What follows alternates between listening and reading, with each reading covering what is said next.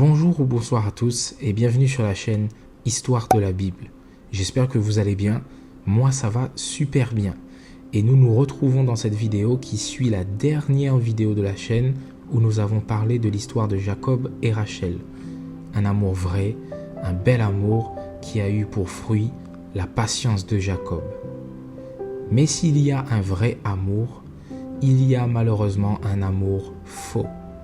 En effet, dès la création, Dieu a posé des principes et des fondements clairs. Nous pouvons en citer 3. Le sabbat. Dieu bénit le 7e jour et il le sanctifia parce qu'en ce jour, il se reposa de toute son œuvre qu'il avait créée en la faisant. L'immortalité conditionnelle de l'homme ou la mortalité de l'âme.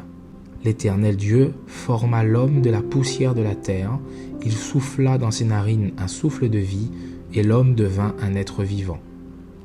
Tu ne mangeras pas de l'arbre de la connaissance du bien et du mal, car le jour où tu en mangeras, tu mourras. L'Éternel Dieu dit, voici l'homme est devenu comme l'un de nous pour la connaissance du bien et du mal. Empêchons-le maintenant d'avancer sa main, de prendre de l'arbre de vie, d'en manger et de vivre éternellement.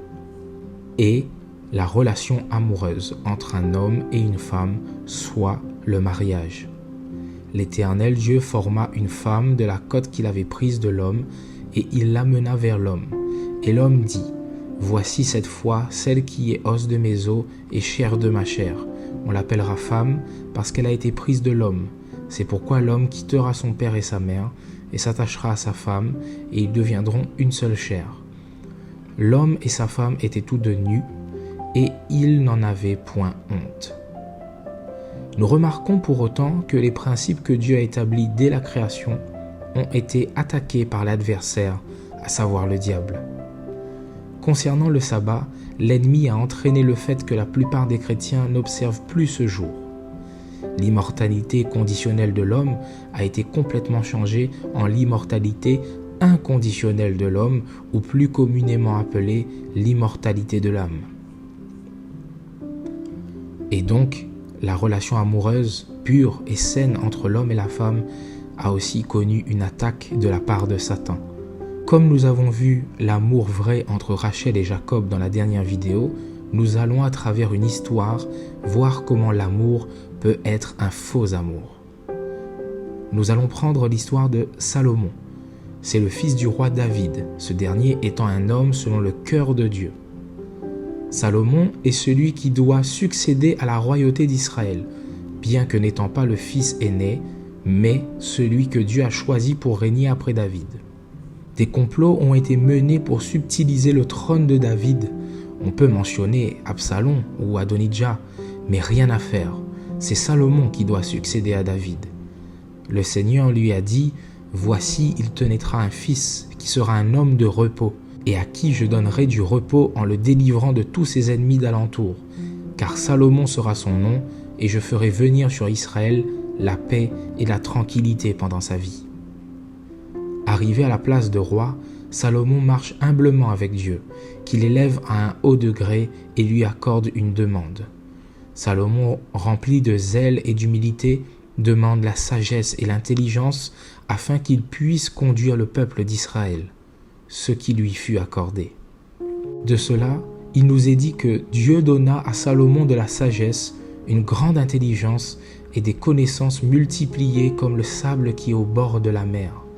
La sagesse de Salomon surpassait la sagesse de tous les fils de l'Orient et toute la sagesse des Égyptiens. Il était plus sage qu'aucun homme, plus qu'Étan, l'Ezrazite, plus qu'Éman, Calcol et Darda, les fils de Machol, et sa renommée était répandue parmi toutes les nations d'alentour. Il a prononcé 3000 sentences et composé 1005 cantiques. Il a parlé sur les arbres depuis le cèdre du Liban jusqu'à l'hysope qui sort de la muraille. Il a aussi parlé sur les animaux, sur les oiseaux, sur les reptiles et sur les poissons. Il venait des gens de tous les peuples pour entendre la sagesse de Salomon, de la part de tous les rois de la terre qui avaient entendu parler de sa sagesse. Malheureusement, l'histoire de ce roi ne connut pas une fin glorieuse.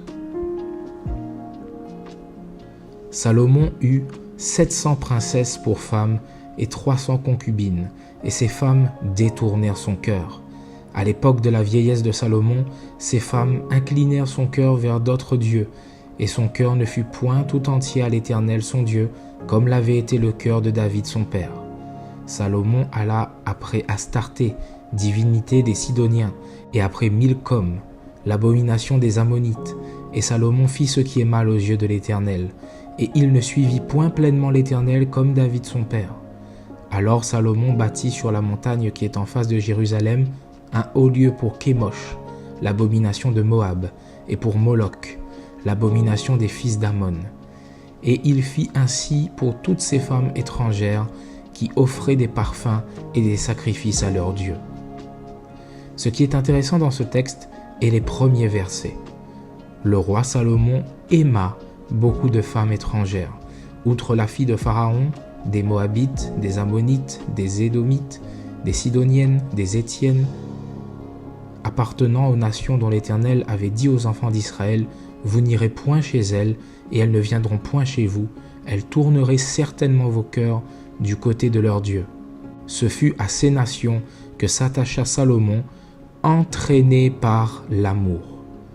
Le texte nous dit que, entraîné par l'amour, Salomon fit ce que Dieu avait interdit. Il est pertinent de faire remarquer que le mot pour entraîner en hébreu est davak, qui signifie s'accrocher, coller, adhérer, se joindre, et que ce mot est utilisé en Genèse 2, verset 24 dans « C'est pourquoi l'homme quittera son père et sa mère et vedavak et s'attachera, se joindra à sa femme, et ils deviendront une seule chair. » De plus, la traduction de la Septante rend le mot amour de 1 Roi 11 au verset 2 par agapé, ce qui signifie qu'ici il y avait un air de vrai amour. On pourrait avoir l'impression que Salomon était dans un amour véritable et sincère, mais pourtant devant Dieu, cela était mal, car cet amour venait détourner Salomon de la loi de Dieu. Salomon adorait de fausses divinités par amour pour ses femmes. De nos jours, l'amour est le prétexte de tout. Je fais cela ou ceci par amour, et si Dieu est amour, alors il comprendra.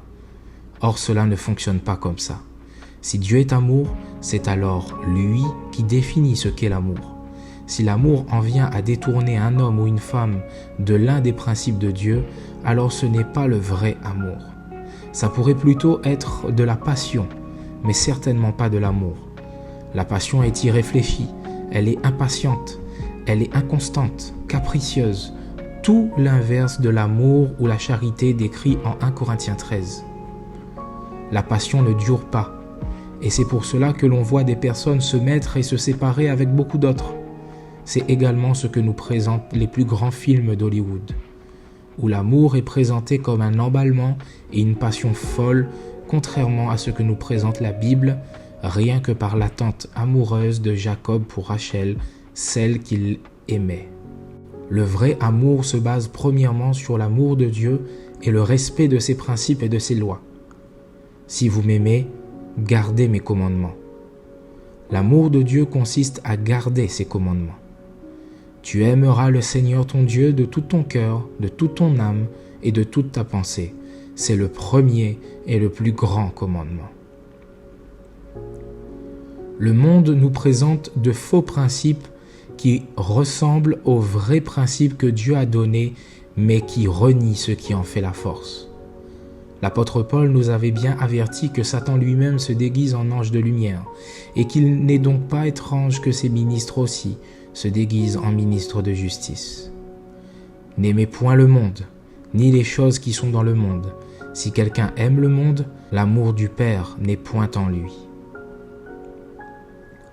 Alors avant de nous engager dans ce que le monde pourrait appeler l'amour, faisons bien attention aux principes que Dieu nous a donnés et gardons la réflexion et l'intelligence, car la réflexion veillera sur toi, l'intelligence te gardera pour te délivrer de la voie du mal, de l'homme qui tient des discours pervers, de ceux qui abandonnent les sentiers de la droiture, pour te délivrer de la femme étrangère ou de l'homme étranger, de l'étrangère ou de l'étranger qui emploie des paroles doucereuses, qui abandonne l'ami de sa jeunesse et qui oublie l'alliance de son Dieu.